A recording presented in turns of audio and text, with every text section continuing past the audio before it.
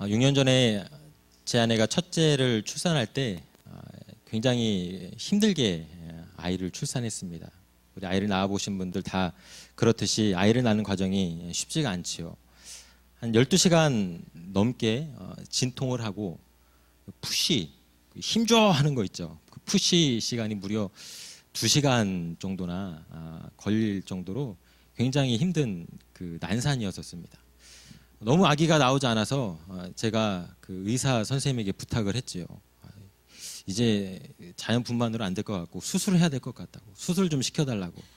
제가 거의 울 지경이 되어서 그렇게 부탁을 드렸습니다. 그런데 그 당시만 해도요, 그 수술하는 것에 대한 안 좋은 뉴스 보도들이 많이 있었고, 그래서 각 병원들이 수술보다는 그 자연분만을 강조하던 그런 때였습니다. 그래서 의사가 저의 간절한 간청에도 불구하고 괜찮다고, 충분히 할 수 있다고, 그래서 자연분만을 계속하게 되었습니다. 그런데 아기가 잘 나오지 않자 이제 간호사들이 짜증을 내기 시작했습니다. 짜증을 내면서 왜 이렇게 못하느냐고, 준비도 안 해왔느냐고, 연습도 안 했냐고, 그런 식으로 간호사들이 막 이야기를 하다가 급기야는 간호사 2명 중에 1명이 침대 위로 올라와서 제 아내 배 위에서 배 아래로 아기를 밀어내더라고요. 그렇게 해서 희한한 출산 방법으로 첫째 아이가 세상에 나오게 되었습니다. 엄마의 그 자궁 속에서 너무 오랫동안 끼어 있어서 그랬는지 아기가 나왔을 때 그 얼굴 모양이 사람의 형체가 아니었습니다. 거의 뭐 외계인이라고 할 수 있을 정도로 굉장히 찌그러진 그 모습을 가지고 태어났었는데요. 지난달에 이제 둘째 출산을 앞두고서 첫째의 출산 그 과정을 떠올리면서 걱정이 되고 또 긴장이 되더라고요. 이거 둘째도 첫째처럼 힘든 과정을 겪는 것은 아닌지 고민이 되고 또 걱정이 되었습니다. 그런데 저는 그 3월 5일 날 이제 아기가 나오게 되어서 진통이 시작되어서 이제 부랴부랴 병원에 가게 되었는데, 그 병원에서 현대 의학 기술의 위대함을 경험할 수가 있었습니다. 요즘에는 에피듀럴이라고 하는 무통 주사가 있더라고요. 그래서 병원에 가자마자 그 무통 주사를 맞았습니다. 그 이후로 제 아내는 진통을 하나도 경험하지 않았습니다. 통증이 없었습니다. 아기를 낳는데 아내가 말하기를 마치 천국을 경험한 것 같다고 그렇게 이야기를 하였습니다. 심지어는 너무나 편해가지고 아기 낳다 말고 중간에 잠까지 자려고 했던 그런 상황도 있었습니다. 꾸벅꾸벅 졸고 있는데 이제 의사랑 간호사들이 들어오더니 이제 아기 낳을 때가 되었다고, 힘을 내야 될 때가 되었다고 이야기를 합니다. 그래서 꾸벅꾸벅 졸다가 정신을 차리고 힘을 주어서 한 20분 정도 푸시를 했나요? 그렇게 해서 아기를 낳을 수가 있었습니다. 아기 낳는 것이 아무런 고통도 없고 통증도 없고 하다 보니까 얼마 후에 저희 부부는 이런 이야기를 나누게 되었어요. 야, 아기 낳는 거 참 쉽다. 아기 낳는 게 이렇게 쉬울 줄이야. 이렇게 아기 낳는 게 쉬우면은 둘셋 정도 더 낳을 수 있겠다. 우리 한번 셋째도 한번 생각해 봅시다. 그렇게 이야기를 잠시 후에 나눴었습니다. 근데 하룻밤이 지나고 나서 이 말이 얼마나 무시무시하고 공포스러운 말인지 깨닫게 되었습니다. 첫날 밤 아기와 함께 보냈는데 엄마 젖이 처음에 잘 나오지 않잖아요. 잘 나오지 않으니까 아기가 배가 고팠나 봅니다. 배고프다고, 내 밥 달라고 아기가 밤새도록 빽빽 울어대는데 얼마나 힘들었는지 모릅니다. 밥 달라고 울지요. 또 똥오줌 기저귀 갈아달라고 울지요. 또 방안이 답답하다고 울지요. 그래가지고 거의 첫날 밤 아기와 함께 지내면서 거의 잠을 이루지 못했었습니다. 다음날 아침에 일어나서 아내와 함께 서로 퀭한 눈을 바라보면서 우리 앞으로 셋째 낳자는 말은 농담으로라도 하지 맙시다. 둘이 딱 적당한 것 같습니다. 한 명은 아빠가 맡고 한 명은 엄마가 맡고 둘만 낳아서 잘 기릅시다. 이런 이야기를 또 나눴던 적이 있습니다. 자녀를 양육하는 것이 참 쉽지가 않습니다. 부모가 자녀를 낳고 또 양육하기 위해서는 그만큼의 고통과 희생을 경험해야만 합니다. 저도 여러 가지 고통과 희생을 경험하고 있는데 무엇보다 큰 희생은 내 시간이 이제 없어진 것 같습니다. 내 시간을 집안일과 또 아이 돌보고 또 첫째 놀아주고 하는 일에 다 쏟아붓고 있습니다. 제가 좋아하는 뭐 이러저런 활동들을 제대로 할 수가 없게 되었습니다. 저희 어머니가 오셔서 많이 도와주고 계시는데요. 어머니가 오시지 않았더라면 어땠을까? 쓰러지진 않았을까? 그런 생각이 들 정도입니다. 아내도 마찬가지죠. 2시간마다 아기는 젖을 먹여줘야 되거든요. 밤에도 그 졸린 새벽에 일어나서 2시간마다 아기에게 젖을 먹여줘야 되기 때문에 잠을 제대로 잘 수가 없습니다. 늘 수면 부족에 시달릴 수밖에 없는 것이죠. 산후조리 산후 이제 회복이 아직은 완전치가 않아서 힘든 몸을 가지고서 아이를 양육하고 있는데 그 양육하는 과정 속에서 여러 가지 힘든 일들이 있습니다. 첫째 딸 은비도 힘든 상황을 경험하고 있습니다. 엄마 아빠의 사랑을 빼앗겼다는 그 충격 때문에 요즘에는 집에 잘 들어오지를 않으려고 합니다. 집 주위에 같이 공부하는 목사님, 전도사님들 가정들이 있는데 매일매일 이 집 저 집 마실을 다니면서 저녁 먹을 때쯤에 간신히 어쩔 수 없이 집에 들어오기를 그렇게 하고 있습니다. 이러다 가출하다고 하지는 않을지 걱정이 됩니다. 지난달에 뉴스를 보니까요, 이런 기사가 나왔었습니다. 20대 부부 신생아 살해, 그런 기사가 나왔어요. 무슨 일인가 봤더니 부부가 20살밖에 되지 않은 젊은 부부입니다. 이 젊은 부부가 한 달밖에 되지 않은 그 신생아를 이제 양육하다가 밤에 아기가 울음을 그치지 않는 겁니다. 울음을 그치지 않는 그 아기가 너무나 밉고 화가 나서 한순간에 아기를 목 졸라 죽인 사건이 지난달에 한국에서 있었습니다. 이것은 부모 노릇하는 것이 큰 고통과 희생을 동반한다는 것을 역설적으로 보여주는 사건이라고 할 수가 있을 것입니다. 어떤 열매를 맺기 위해서는 고난이 필요하지요. 자녀를 낳고 또 자녀를 양육하여서 사람답게 만들어 가기 위해서는 고난이 필요합니다. 자녀를 갖고자 한다면 그 양육의 고난을 기쁨으로 감당할 수 있어야만 합니다. 그 자녀가 하나님의 형상을 가진 존귀한 사람으로 자라가는 것을 기쁨으로 바라볼 수 있어야 한다는 것이죠. 그렇게 할 때 그러한 고생은 시쳇말로 개고생이 아니라 찬란한 고생, 찬란한 고난이 될 수가 있는 것이죠. 오늘은 고난주일인데요. 이 고난주일을 맞이해서 함께 고난에 대해서 이야기를 나누어 보고자 합니다. 여러분, 고난이라는 단어는 어느 누구도 좋아하는 단어가 아닙니다. 우리 입 밖에 내기도 싫어하는 단어이고요. 우리의 삶 속으로부터 멀리 떨어져 있기를 바라는 단어가 바로 이 고난, 고통이라는 단어입니다.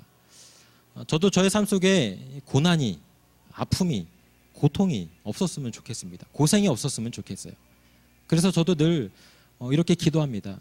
하나님, 나의 삶을 축복해 주시고 또 은혜 내려주시고 형통케 해주셔서 하나님을 섬기는데 고생 없이 평안하게 하나님을 섬기게 해주세요. 이런 기도를 가끔씩 하곤 합니다. 성경에서도 많은 부분 이런 식의 기도를 하는 내용들이 나오지요. 대표적인 것이 야베스의 기도라는 것이 있습니다. 역대상 4장 10절에 이 야베스의 기도가 기록되어 있는데요. 야베스의 기도를 바탕으로 어떤 분이 책을 써서 미국과 한국에서 베스트셀러가 되었던 적이 있습니다. 역대상 4장 10절에 이렇게 기록되어 있습니다. 우리 다 같이 한 목소리 읽어볼까요? 야베스가 이스라엘 하나님께 아뢰어 이르되 주께서 내게 복을 주시려거든 나의 지역을 넓히시고 주의 손으로 나를 도우사 나로 환난을 벗어나 내게 근심이 없게 하옵소서. 아멘. 이 기도대로 여러분의 삶 속에서 여러분의 지경이 넓혀지고 환난과 근심에서 벗어나 하나님의 축복이 여러분의 삶 속에 가득하기를 간절히 소망합니다. 여러분, 그런데요, 이 성경은 굉장히 폭넓은 책이죠. 굉장히 광범위한 책입니다. 어느 한쪽 면만 다루고 있는 것이 아니라 또 다른 쪽 면도 항상 같이 이야기하고 있습니다. 양쪽 면에 대해서 다 이야기하고 있고, 그래서 굉장히 균형 잡힌 책이라고 할 수가 있습니다. 영성, 어떤 성령의 능력, 성령 영감을 강조하기도 하지만 그렇다고 우리의 지적인 능력, 지성을 무시하지 않습니다. 믿음에 대해서 이야기하지만 그렇다고 해서 행함에 대해서 침묵하는 것도 아닙니다. 이 두 가지 다를 강조하고 있고 이야기하고 있습니다. 그렇게 균형 잡힌 것이 바로 성경입니다. 성경 우리가 읽은 것처럼 고난이 없는 삶, 환난이 없는 삶, 축복된 삶, 그러한 삶을 살기를 우리에게 그렇게 기도하고 있지만 또 한편으로는 환난이 있을 수 있음을, 고난이 있을 수 있음을 이야기합니다. 그리고 그 고난을 때로는 우리가 감수할 수 있어야 한다고 이야기를 한다는 것이죠. 오늘 우리가 읽은 본문 말씀도 그렇습니다. 이사야서의 말씀은 이 종의 노래라고 알려진 그런 내용의 말씀인데요. The Song of Servant, 종의 노래. 이 종이라고 하는 것은 먼저는 앞으로 오실 메시아, 하나님의 아들로서 오실 메시아를 가리키는 말이고요. 또 더 나아가서 하나님의 백성들, 자녀들, 그 메시아를 따르는 신자들을 가리키는 말이기도 합니다. 오늘 본문 말씀에 보니까 이사야에서 그 하나님의 종에게 고난이 있을 수 있다고 이야기를 하고 있습니다. 6절과 7절 말씀에 보니 그 주의 종에게 고난이 있고 모욕이 있고 마음 상하는 아픔이 있고 또 여러 가지 어려움이 있을 수 있다고 이야기를 하고 있습니다. 여러분, 실제로 주의 종으로 오셨던 메시아였던 예수 그리스도의 삶의 모습이 어떠했습니까? 예수님의 삶은요, 야베스의 기도와 같은 삶이 되지 못했습니다. 예수님의 지경은 넓혀지지 못했습니다. 이스라엘이라고 하는 그 조그만 땅덩어리에서 활동하셨고, 심지어 그 조그만 땅덩어리 안에서도 자신의 고향에서는 환영받지 못했었고요. 일부 지역에서만 활동했던 예수님의 삶의 모습이었습니다. 예수님의 삶은 형통한 삶과는 거리가 멀었습니다. 예수님은 수많은 반대자들의 그 반대를 받으면서 활동하셨고 그들의 핍박을 받으면서 활동하셨습니다. 세상의 관점에서 볼 때 예수님의 삶은 결코 성공한 삶이 아니었습니다. 예수님은 12명의 제자 중 한 사람이었던 자신의 제자로부터 배신을 당하였고요. 그 배신 때문에 십자가라고 하는 가장 극한 형벌을 받으면서 삶을 달리하셨습니다. 예수님의 삶은 고난의 삶이었던 것입니다. 여러분, 예수님 이후 그렇다면 예수님을 따르는 신자들, 하나님의 자녀들, 하나님의 백성들의 삶은 어땠습니까? 초대교회 성도들의 삶의 모습을 보면요, 그들의 삶 역시 형통한 삶과는 거리가 멀었습니다. 예수 믿는다는 한 가지 이유만으로, 신앙생활한다는 한 가지 이유만으로 그들은 얼마나 극심한 박해와 고통과 고난 속에서 살아갔는지 모릅니다. 그 속에서 살아가다가 순교를 당한 사람들이 너무나 많이 있었다는 것이죠. 2000년 전으로 갈 필요도 없습니다. 오늘날도 여전히 예수님이라는 이름 때문에, 그에 대한 믿음 때문에 죽어가는 수많은 이슬람 지역의 신자들, 중국의 지하교회 성도들, 또 북한에 있는 지하교회 교인들이 여전히 고난을 당하고 있습니다. 얼마 전에 한국에서 신이 보낸 사람이라고 하는 영화가 상영이 되었던 적이 있습니다. 신이 보낸 사람이라고 하는 영화는 실화를 바탕으로 묘사한 영화라고 그러더라고요. 북한 지하 교회 교인들의 실상, 삶의 모습을 그린 그런 영화입니다. 여러분, 사실 이 북한은요, 굉장히 기독교 세력이 강하던 땅이었습니다. 6.25 전만 해도 남한과 북한을 비교해 볼 때 북한의 신자들이 월등히 많이 있었고, 평양이라고 하는 곳은 동방의 예루살렘이라고 할 정도로 기독교인들이 많이 살던 곳입니다. 교회 숫자만 비교해 보더라도 남쪽보다는 북쪽에 교회 숫자가 훨씬 더 많았었습니다. 공산주의자들이 아무리 북한을 장악하고 신앙인들을 핍박하고 죽이고 고문하는 일들이 많았다 할지라도 신앙인들이 다 멸절된 것은 아니었습니다. 그곳에서 여전히 마치 2000년 전 로마 제국 시대의 카타콤, 그 지하 동굴에서 예배 드렸던 신앙인들처럼 여전히 북한에서도 그 지하에서 사람들이 알지 못하는 그곳에서 자신들의 믿음과 신앙을 지키는 사람들이 여전히 살아남아 있다고 합니다. 영화 초반에 고문하는 장면이 나와요. 기독교인이 붙잡혀가지고 공안 당국에 끌려가서 감옥에서 극심한 고문 당하는 장면이 나오는데, 고문을 하면서 그가 그 기독교인에게 이야기합니다. 예수 믿지 않겠다고 이야기를 하라고. 예수 믿지 않겠다고 말만 하면 풀어주겠다고 이야기를 합니다. 하지만 고문당하는 그 성도는 오히려 찬송을 부르고 성경 구절을 읊으면서 나는 도저히 예수 그리스도를 포기할 수 없겠노라고, 죽더라도 예수 믿고 죽겠노라고 그렇게 이야기하면서 담담히 그 극심한 고문을 온몸으로 맞이하는 장면을 볼 수가 있었습니다. 여러분, 종이었던 메시아도요, 이 땅에서 고난을 당하였고, 또 하나님의 백성으로 살아가는 수많은 사람들이 이 땅에서 하나님 때문에, 예수님 때문에 고난당하는 삶을 살고 있다는 것입니다. 실상도 그렇고요, 성경도 그렇고, 우리에게 고난이 있을 수 있다고, 정말 피하고 싶지만, 정말 가까이 하고 싶지 않지만, 그럼에도 불구하고 고난이, 아픔이, 고통이 우리의 삶에 있을 수 있다고 이야기를 하고 있습니다. 그런데 오늘 본문에서 말씀하는 것 중에 중요한 것 중에 하나는요, 이 고난이 하나님께서 억지로, 강제적으로 우리에게 주는 고난이 아니라고 합니다. 오늘 본문에서 말하는 고난은 자발적 고난입니다. 하나님의 종, 하나님의 자녀가 스스로 선택해서 걸어가는 그 자발적 고난에 대해서 오늘 성경 말씀은 이야기를 하고 있습니다. 이사야서 50장 6절 말씀에 보면요, 우리 다시 한번 읽어볼까요? 나는 나를 때리는 자들에게 등을 맡겼고 내 수염을 뽑는 자들에게 뺨을 맡겼다. 내게 힘을 뺏고 나를 모욕하더라도 내가 그것을 피하려고 얼굴을 가리지 않았다. 말씀에 보니까 등을 맡겼다고 합니다. 뺨을 맡겼다고 합니다. 얼굴을 가리지 않았다고 합니다. 본문에 나오는 종은 피할 수 있는 길이 있었습니다. 얼굴을 때리려고 할 때 도망갈 수가 있었고, 침을 뱉으려고 할 때 그 방어할 수가 있었습니다. 피할 길이 있었음에도 불구하고 맡겼고 피하지 않았습니다. 그는 선택을 통하여서 이 자발적인 고난의 길을 걸어갔던 것이죠. 이 하나님의 종은 그것을 통하여서 하나님의 뜻을 이루고자 했던 것입니다. 여러분, 예수님의 고난이 바로 그러한 고난입니다. 예수님의 고난이 바로 자발적 고난이었다는 것이죠.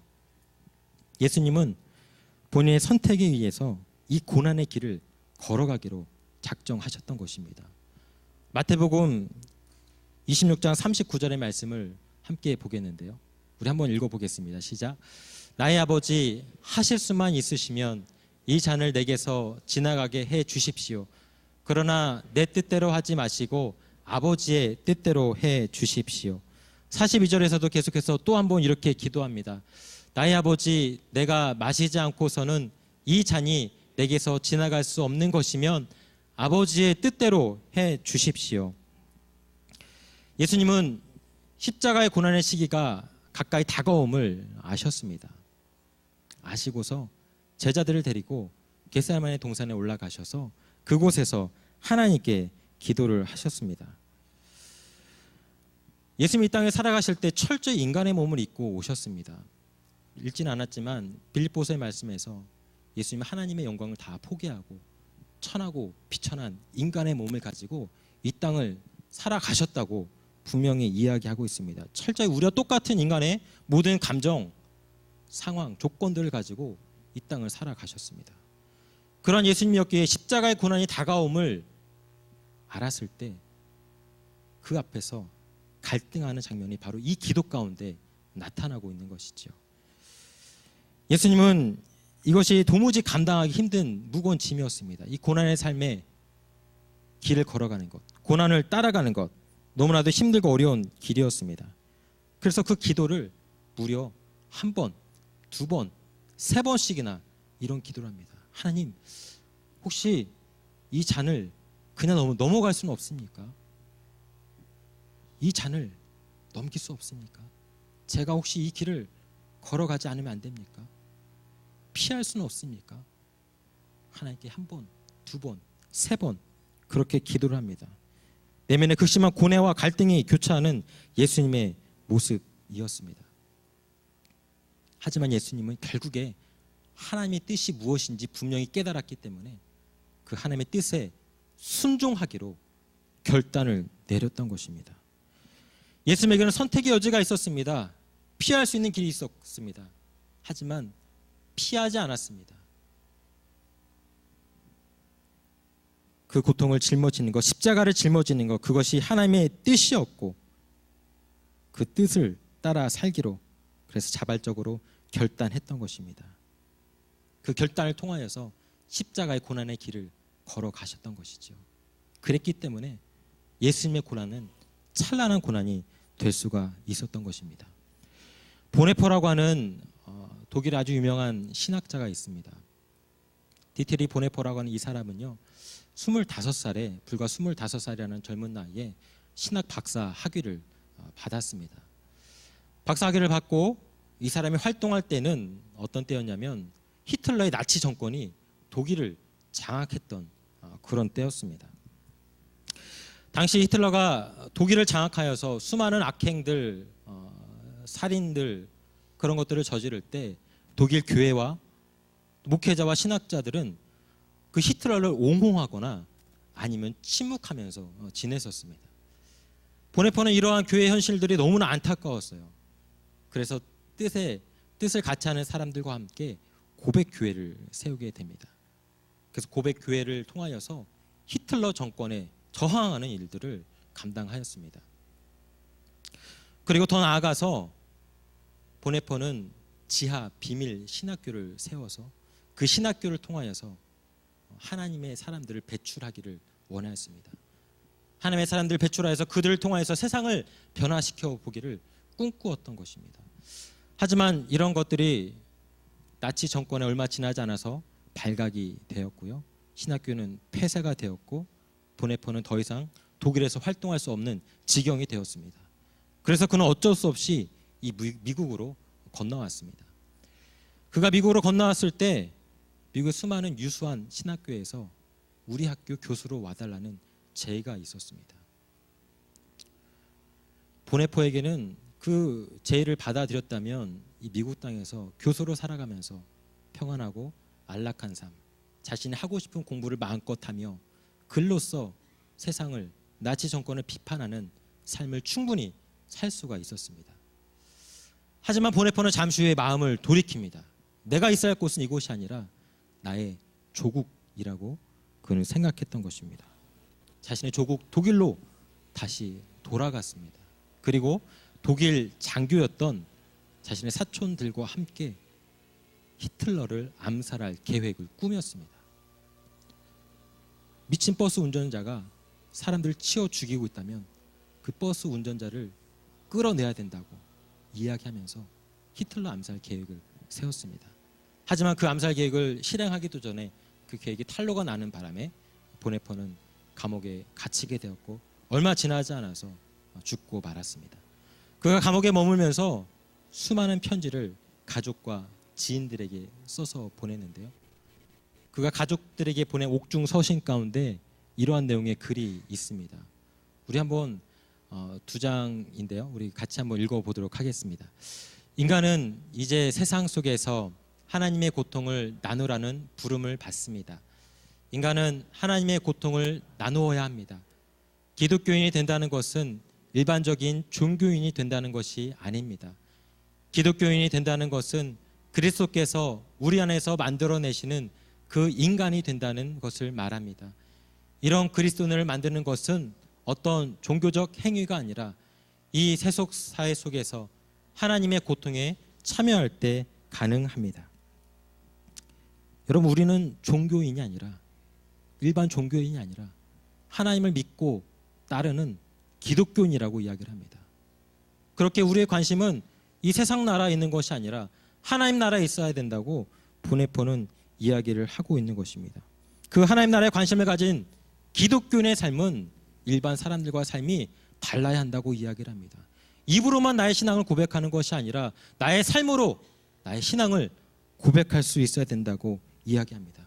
삶으로 신앙을 고백하기 위해서 때로는 고난을, 고통을 감수하는 삶을 살 수도 있어야 된다고 그는 이야기를 하고 있는 것입니다. 자발적으로 고난의 길을 걸어가면서 좀 더 희생하고 좀 더 헌신하고 좀 더 수고하는, 좀 더 손해보는 삶을 살아야 된다고, 그것이 바로 기독교인 크리스찬의 삶이라고 그는 이야기를 하고 있는 것이죠.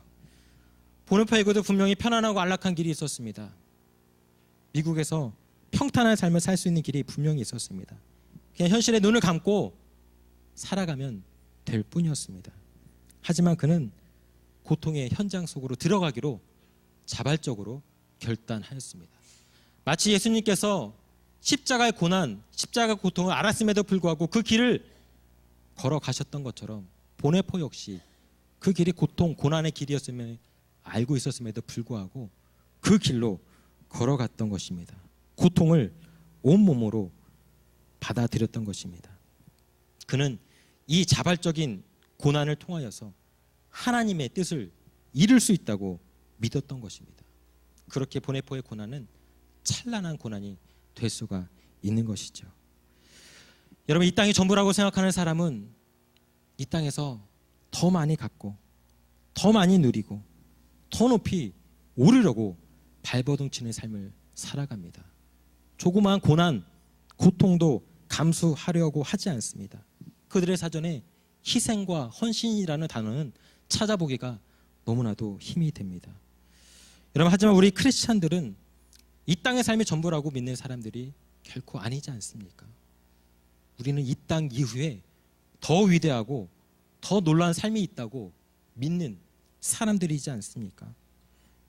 그렇기 때문에 우리는 고난의 길을 때로는 자발적으로 걸어갈 수가 있는 것입니다. 이 믿음을 가지고 있었던 초대교회 성도들은 기쁨으로 순교의 길을 걸어갔던 것이죠. 이 믿음을 가지고 있었던 북한 지하교회 성도들은 그 극심한 고문 속에서도 믿음을 포기하지 않는 것이고요. 이 믿음을 가지고 있었던 보네포는 바로 그 믿음을 바탕으로 안락한 삶을 뒤로하고 고통의 현장 속으로 들어갈 수가 있었던 것입니다. 여러분, 사랑하는 성도 여러분, 자발적으로 고난의 삶을 살아가는 것 물론 쉽지 않은 삶입니다. 너무나 어렵습니다. 저도 되도록이면 그런 삶을 살지 않았으면 좋겠습니다. 하지만 그것이 어렵다고, 너무나 힘들다고, 너무나 고통스럽다고 우리는 그것을 포기할 수는 없습니다. 그리고 포기해서도 안 됩니다. 우리가 이 자발적 고난의 삶을 살아갈 때 하나님은 우리에게 힘을 주십니다. 하나님 우리에게 능력을 주십니다. 사실 이 자발적 고난의 주체는 우리가 아닙니다. 하나님이십니다. 하나님이 그렇게 살아가도록 힘과 능력을 더해 주시기 때문에 그렇습니다. 하나님의 도우심 없이는 사실 그렇게 고난의 삶을 살아간다는 것 불가능합니다. 그래서 이사야서 50장 7절 말씀에서도 우리에게 이렇게 이야기를 하고 있는 것이죠. 50장 7절 말씀 한번 보여줄까요? 우리 같이 한번 읽어보겠습니다. 주 하나님께서 나를 도우시니 그들이 나를 모욕하여도 마음 상하지 않았고 오히려 내가 각오하고 모든 어려움을 견디어냈다. 내가 부끄러움을 당하지 않겠다는 것을 내가 아는 까닭은 나를 의롭다 하신 분이 가까이 계시기 때문이다. 하나님께서 도우시고 하나님께서 가까이 함께 하신다고 합니다. 9절 말씀에도 보니까 주 하나님께서 나를 도와주실 것이다 라고 하나님의 종은 고백하고 있습니다. 나 스스로 고난의 삶을 살기로, 하나님을 위해서 헌신하는 삶을 살기로 결단하며 나아갈 때 하나님께서 그에 필요한 힘과 능력을 공급해 주신다는 것입니다. 그것을 통해서 우리 모두가 능히 그러한 삶을 살아갈 수 있다는 말씀입니다. 이제 말씀을 마치고자 합니다.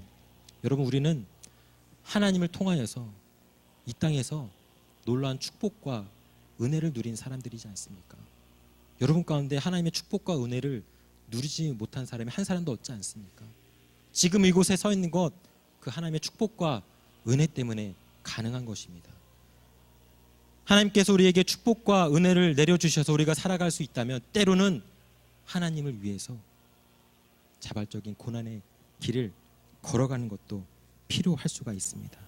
때로는 하나님을 위하여서 희생하고 헌신하는 삶의 모습도 우리에게 필요하다는 것입니다.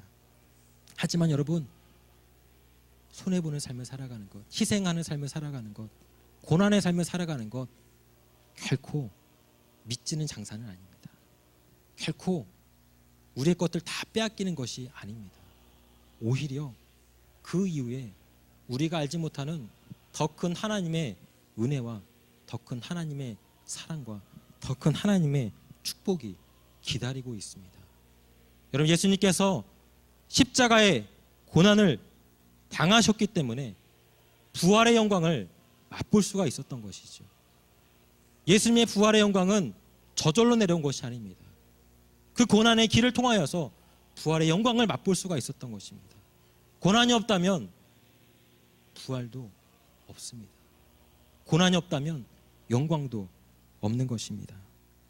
사랑하는 성도 여러분, 물론 하나님은 우리에게 보네포와 같은 순교, 북한 교인들과 같은 고문 당하는 것을 원하지는 않을 것입니다. 하나님께서 우리 모두 각 사람에게 요구하는 그 몫은 각자 다릅니다. 믿음의 분량대로 하나님께서는 요구하실 것입니다. 하지만 무엇보다도 중요한 것, 자발적으로 그 고난의 길을 걸어가는 것입니다.